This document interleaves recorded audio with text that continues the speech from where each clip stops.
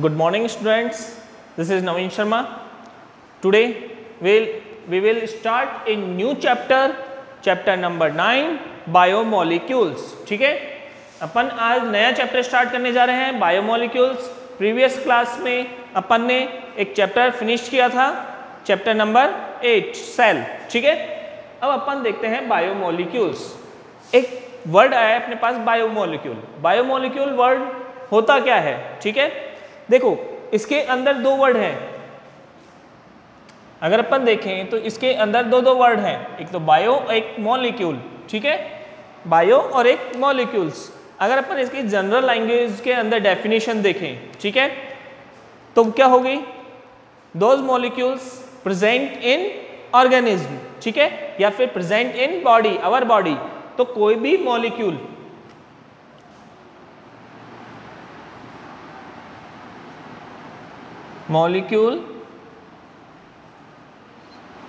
Present in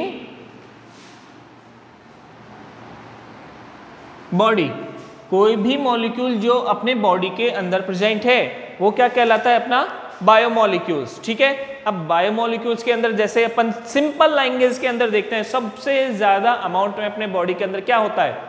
क्या होता है अपने बॉडी के अंदर? सबसे ज्यादा अपने बॉडी के अंदर सबसे ज्यादा प्रेजेंट है वाटर. ठीक है, तो वाटर अपने आप में क्या है? बायोमोलिक्यूल्स. ठीक है, फिर अपन कौन सी गैस एक्सचेंज करते हैं? O2 और CO2. समझ में आ रहा है? तो ये क्या हो गए? ये भी बायोमोलिक्यूल्स हो गए. अपनी बॉडी किससे मिलकर बनी हुई होती है? अपनी बॉडी मिलकर बनी होती है प्रोटीन से. तो ये भी क्या हो गया? अपने आप में एक बायोमोलिक्यूल्स हो गया. हाँ, ये छोटे बायोमोलिक्यूल्स हैं, सिंपल हैं, और ये थोड़े से कॉम्प्लेक्स हो गए, लेकिन है तो बायोमोलिक्यूल. तो ये क्या होंगे कि वो मॉलिक्यूल्स प्रेजेंट हो जो कि अपने बॉडी के अंदर, तो वो क्या कहलाएंगे? अपने बायोमोलिक्यूल्स. ठीक है, समझ में आ गया? कोई प्रॉब्लम? सिंपल है, कोई भी केमिकल या मॉलिक्यूल जो बॉडी में प्रेजेंट है. ठीक है, अब देखो जो बायोमोलिक्यूल्स होते हैं वो दो तरीके के हो सकते हैं. ठीक है, दो टाइप के हो सकते हैं. फर्स्ट आता है अपने इनऑर्गेनिक. ठीक है, और सेकंड होता है अपने ऑर्गेनिक. अब कुछ बच्चे ऐसे बोलेंगे कि क्या सर बायो के अंदर केमिस्ट्री घुसा दी. कुछ बच्चों को क्या होती है? केमिस्ट्री बहुत ही बोरियत भरी लगती है, प्रॉब्लम आती है उसको समझने में. तो सर आप बोलोगे कि सर आपने तो इसके अंदर भी केमिस्ट्री ला दी. कहाँ अपन छोड़ के आए थे केमिस्ट्री को और ये वापस केमिस्ट्री पकड़ ली. ठीक है, तो यहाँ पर अपन वो डिटेल से H2O प्लस CO2 ये नहीं पढ़ेंगे, अपन सिंपल पढ़ेंगे. इनऑर्गेनिक कौन कौन से होते हैं? जैसे अगर अपन देखें वाटर. ठीक है, गैसेस. एग्जाम्पल देखेंगे. ऑर्गेनिक के अंदर देखें तो अपने जो भी कॉम्प्लेक्स हैं, जैसे कि अपने प्रोटीन, लिपिड, ठीक है, कार्बोहाइड्रेट, ये सब के सब क्या होते हैं? अपने ऑर्गेनिक के अंदर आते हैं. कॉम्प्लेक्स है ऑर्गेनिक. ये इनऑर्गेनिक के अंदर आते हैं, वाटर है, गैसेज है. ठीक है, ये सब अपने किस में आते हैं? इनऑर्गेनिक के अंदर. ये तो एक जनरल इंट्रोडक्शन था, इतने टाइप से अलग अलग अपन ने डिवाइडेड किए थे. लेकिन अब अपन देखें जो बायोमोलिक्यूल्स होते हैं इनको इनकी साइज के बेस पर, ठीक है, साइज के बेस पर या फिर डेंसिटी के बेस पर या फिर अपने प्रेजेंट के बॉडी के अंदर प्रेजेंट के बेस पर इनको अपन क्या करते हैं? दो पार्ट के अंदर डिवाइडेड किया गया है. ठीक है, बायोमोलिक्यूल्स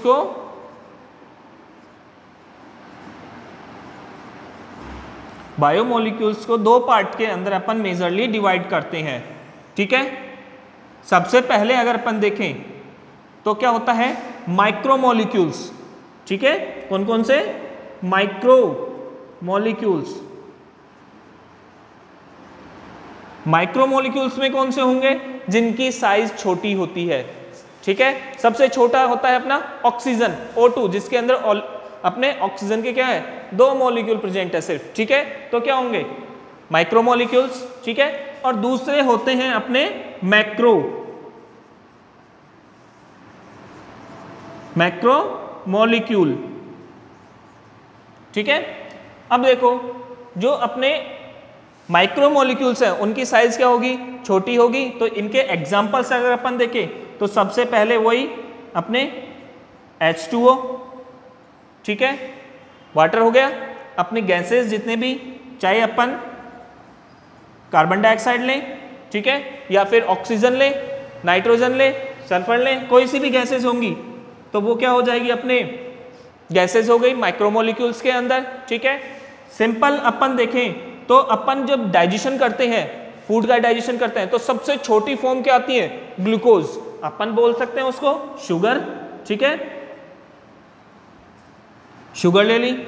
ठीक है, अब अपना आता है डीएनए। डीएनए कितना लेंथी होता है, बताया था मैंने पिछले क्लास के अंदर कि एक डीएनए होता है वो अपने क्या होता है, लगभग 15 मीटर लंबा होता है। इतना लंबा डीएनए है तो हो गया। तो उसका सबसे छोटा पार्ट क्या होता है, अपना अमीनो एसिड, प्रोटीन का सबसे छोटा पार्ट। तो ये क्या हो गया, अपने माइक्रोमोलिक्यूल्स। अगर अपन इनका कॉम्प्लेक्स फॉर्म देखें तो मैक्रोमोलिक्यूल्स के अंदर क्या हो गए, आपके सबसे जो बड़ा आता है वो आता है अपने carbohydrate and lipid and protein. ठीक है, ये क्या होते हैं, अपने मैक्रोमोलिक्यूल्स हैं। इनकी साइज क्या होती है, बहुत बड़ी होती है। समझ में आ रहा है, कंफ्यूजन नहीं है।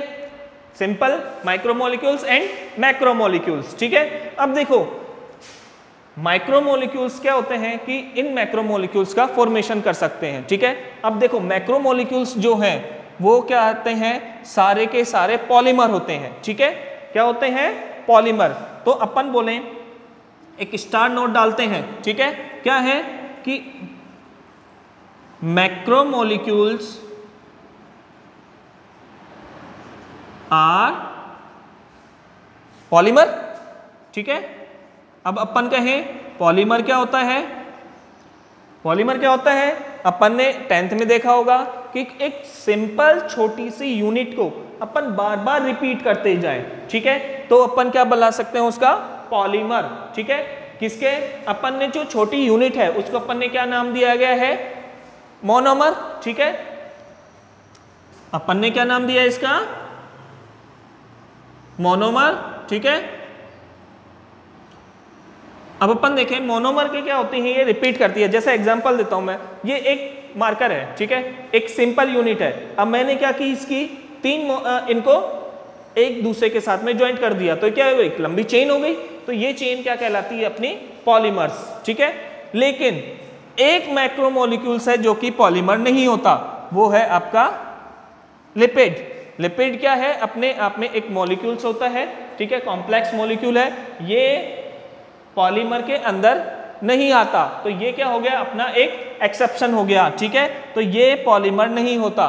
समझ में आ रहा है, सिंपली है, कोई कंफ्यूजन नहीं है। ठीक है, अब देखो कि पॉलीमर बनता है, मोनोमर है तो पॉलीमर बनेगा। तो पॉलीमर बनेगा तो क्या होगा, उनके बीच में बॉन्ड्स बनेंगे। ठीक है, अब बॉन्ड्स बनेंगे तो क्या होंगे, अलग अलग मॉलिक्यूल्स के अंदर अलग अलग टाइप के बॉन्ड्स बनेंगे। अब बॉन्ड्स भी क्या होंगे, अपने यहाँ पर पढ़ेंगे, डिफरेंट टाइप के बॉन्ड्स हैं। अब आप बोलोगे सर आपने तो पूरी की पूरी केमिस्ट्री लेकर आ गए, यहाँ पर बॉन्ड्स भी पढ़ा दिए आपने, ऑर्गेनिक भी लेकर आ गए, इनऑर्गेनिक भी लेकर आ गए, कंफ्यूज कर दिया। ठीक है, तो अगर अपन देखें यहाँ पर सिंपल, अपन को वहाँ पर इतनी इक्वेशंस सॉल्व नहीं करनी अपन को, यहाँ पर सिर्फ अपन को सिंपल बॉन्ड्स के टाइप्स पढ़ने हैं। ठीक है, तो अगर अपन यहाँ पर देखें टाइप्स ऑफ बॉन्ड्स। ठीक है, अगर अपन देखें तो मेन अपने बॉडी के अंदर 3 टाइप के बॉन्ड्स होते हैं। ठीक है, कौन कौन से, सबसे पहले आता है पेप्टाइड बॉन्ड। सबसे पहले आता है पेप्टाइड बॉन्ड। ठीक है, पेप्टाइड बॉन्ड क्या होता है, प्रोटीन के अंदर बनता है। ये पेप्टाइड बॉन्ड किसके अंदर बनेगा, प्रोटीन के अंदर। ठीक है, प्रोटीन के अंदर क्या होता है, प्रोटीन के अंदर जो अमीनो एसिड्स होते हैं,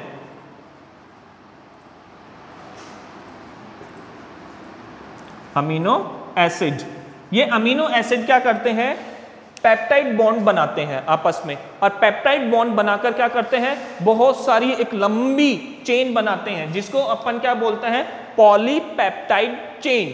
ठीक है, पेप्टाइड बॉन्ड बने तो उनको अपन क्या बोलते हैं, पॉलीपेप्टाइड चेन। ठीक है, इसको मैं लिख देता हूं, पॉलीपेप्टाइड चेन। ठीक है, तो प्रोटीन को अदर नेम अपन देखें तो क्या हो गया, पॉलीपेप्टाइड हो गया। ठीक है, अब ये बनता कैसे है, देखो एक सिंपल जो अमीनो एसिड होता है उसके अंदर क्या होते हैं, एक कार्बन प्रेजेंट होता है। ठीक है, इन चार कार्बन के क्या होता है, 4 बॉन्ड से बॉन्डेड रहता है। एक साइड में तो क्या हो गया आपका कार्बोक्सिल ग्रुप। ठीक है, एक साइड में हाइड्रोजन हो गया, एक साइड में आपके क्या हो गया अपना NH2। ठीक है, और एक आपके R चेन। R चेन क्या होती है, वेरिएबल, जिसकी वजह से ये यहाँ पर वेरिएशंस होंगे तो वहां पर क्या होंगे, अपने अमीनो एसिड चेंज होते जाएंगे। पिछली क्लास में अपन ने बताया था कितने थे अमीनो एसिड, टोटल 20 टाइप्स के अमीनो एसिड होते हैं। तो यहाँ पर इस R चेन की वेरिएशंस की वजह से क्या होते हैं, अलग अलग टाइप के अमीनो एसिड बनते हैं। अब देखो पेप्टाइड बॉन्ड कैसे बनेगा यहाँ पर मैं NH2 को HNH लिख सकता हूँ, लिख सकते हैं, 2 हाइड्रोजन है। ठीक है, ये अपना CWH हो गया, यहाँ पर H हो गया, और यहाँ पर वही वेरिएशन वाली R चेन। ठीक है, तो अब देखो यहाँ पर क्या होता है कि यहाँ से एक वाटर मॉलिक्यूल्स रिलीज होता है। ठीक है, ये वाटर मॉलिक्यूल्स क्या हो गया, रिमूव हो गया। ठीक है, तो रिमूव होने के बाद में क्या बन गए, यहाँ पर एक बॉन्ड बनेगा जिसको अपन क्या बोलते हैं, पेप्टाइड बॉन्ड। ठीक है, समझ में आया, सिंपल है, बस इतना सा पढ़ना है अपन को बॉन्ड में, ज्यादा कुछ नहीं पढ़ना, टेंशन लेने की जरूरत नहीं है। ठीक है, अब अपन देखें जो नेक्स्ट बॉन्ड है वो है आपका फॉस्फो डाइएस्टर बॉन्ड। ठीक है, phospho diester bond. Phospho diester bond में अपन देखें तो अपने जो DNA होता है, DNA के अंदर ये बॉन्ड प्रेजेंट होता है। ठीक है, स्ट्रॉन्ग बॉन्ड है, तो DNA के अंदर जो बॉन्ड प्रेजेंट होता है वो अगर अपन देखें, ये प्रेजेंट होता है आपके कहां पर, फॉस्फेट मॉलिक्यूल्स, किसमें, फॉस्फेट। ठीक है, मॉलिक्यूल।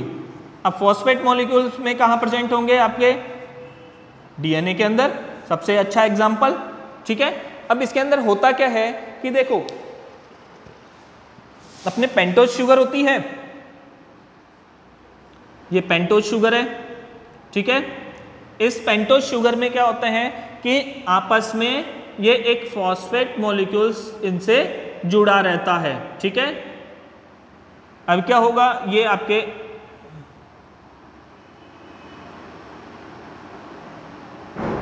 ठीक है, इस तरीके से तो एक फॉस्फेट मॉलिक्यूल्स के आपने फॉस्फेट शुगर के 3rd प्राइम, ठीक है, 1st, 2nd एंड 3rd से, और एक होगा अपने 5th से, इनसे क्या बनाता है, एक बॉन्ड बनाता है। ठीक है, तो फॉस्फेट मॉलिक्यूल्स इनसे बॉन्ड बनाता है, उसको अपन क्या बोलते हैं, फॉस्फोडाइएस्टर बॉन्ड। ठीक है, ये एस्टर ग्रुप है और इनके बीच में क्या हो गया, एक फॉस्फेट मॉलिक्यूल्स है और 2 एस्टर ग्रुप से ये बॉन्ड बना रहा है, तो इसलिए अपन क्या बोलते हैं, फॉस्फोडाइएस्टर बॉन्ड। ठीक है, समझ में आ गया। अब आता है आपके नेक्स्ट जो 3rd टाइप है वो आता है आपके ग्लाइकोसिडिक बॉन्ड। ठीक है, ग्लाइकोसिडिक बॉन्ड, ग्लाइकोसिडिक बॉन्ड क्या होता है कि ये पॉलीसैकेराइड होते हैं। ठीक है, ये बनाते हैं आपके पॉलीसैकेराइड में, किसमें, पॉलीसैकेराइड। ठीक है, ये पॉलीसैकेराइड जो मॉलिक्यूल्स होते हैं उसके अंदर ये बॉन्ड बनता है, कॉम्प्लेक्स बॉन्ड है। ठीक है, जो कि जैसे कि अपने क्या होता है, लिपिड, कार्बोहाइड्रेट, इनके अंदर जब कॉम्प्लेक्स फॉर्म बनती होती हैं तो सैकेराइड्स क्या होते हैं, पॉलीसैकेराइड्स, वही पॉलीमर्स, मोनोमर्स को अपन क्या करते हैं, जोड़ते जाएंगे और पॉलीमर बनाएंगे। ठीक है, समझ में आ गया। तो ये अपन क्या करेंगे, पॉलीसैकेराइड्स हो गया। अब अपन इसका एग्जाम्पल्स देखें, ये बनते कैसे हैं। ठीक है, अगर अपन एग्जाम्पल्स देखें तो यहां पर क्या हो गया, कोई भी एक सिंपल सैकेराइड, ठीक है, ये अपन ने ले लिया, ठीक है। इसके अंदर ये OH, ये H, वही अपन सेकंड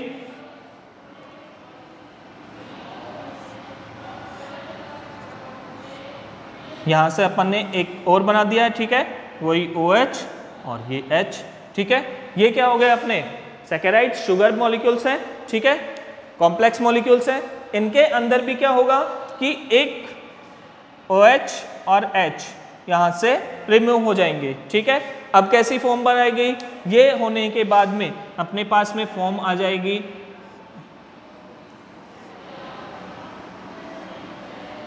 कैसी कि ये अपने O आ गया, ये अपना क्या बन गया सिंपल, ठीक है, समझ में आ गया, ये H एंड देन ये H, ये वाली स्ट्रक्चर बन गई। तो इस तरीके से क्या होती है, एक बहुत सैकेराइड्स की क्या होती है, एक चेन बनती है जिसको अपन क्या बोलते हैं, पॉलीसैकेराइड्स, ठीक है। देखो अपन ने आज क्या पढ़ा, बायोमोलिक्यूल्स है, जनरल इंट्रोडक्शन देखा, बायोमोलिक्यूल्स होते क्या हैं, ठीक है, कितने टाइप्स के होते हैं और उनके अंदर कौन कौन से बॉन्ड प्रेजेंट होते हैं, ठीक है। आप क्या करोगे, अब आपका वर्क क्या है कि आप वीडियो को पॉज करोगे, ठीक है, पूरा आ रहा है, वीडियो को पॉज करोगे, इन सबको अपने कॉपी के अंदर नोट डाउन करोगे, ठीक है। आज ज्यादा कॉम्प्लेक्स नहीं पढ़ रहे, नेक्स्ट क्लास के अंदर अपन क्या करेंगे, अलग अलग जो कॉम्प्लेक्स मॉलिक्यूल्स है अपने मैक्रो मॉलिक्यूल्स जैसे कार्बोहाइड्रेट है, प्रोटीन है, लिपिड है, इनको एक एक करके अपन डिस्क्राइब रूप से डिटेल से अपन इनको रीड करेंगे, ठीक है। तो इसलिए आज क्या होगा, सिंपल है, इनको नोट डाउन करना और रीड करना, ताकि अपन जब अपन नेक्स्ट क्लास में आएंगे तो आपको पता होना चाहिए कौन सा बॉन्ड है, कौन सा अपने मैक्रोमोलिक्यूल है, कौन सा माइक्रोमोलिक्यूल्स, ठीक है। तब तक के लिए थैंक यू। अगर कोई भी प्रॉब्लम हो, हाँ ये आप जरूर याद रखें, कोई भी प्रॉब्लम हो किसी भी क्लास से रिलेटेड, ठीक है, कोई सा भी वीडियो हो, कोई प्रॉब्लम आ गई हो, समझ में नहीं आया हो, तो आप मेरे पर्सनल नंबर है व्हाट्सएप, ठीक है, इस पर आप कॉल करें, मैसेज करें, ठीक है, कभी भी आपकी प्रॉब्लम सॉल्व हो जाएगी, ठीक है, समझ में आ रहा है। ये आप मेरे पर्सनल व्हाट्सएप नंबर है, मैसेज करो, कॉल करो और आपकी जो भी प्रॉब्लम है तुरंत सॉर्ट आउट कर दी जाएगी, ठीक है बेटा। तब तक के लिए थैंक यू।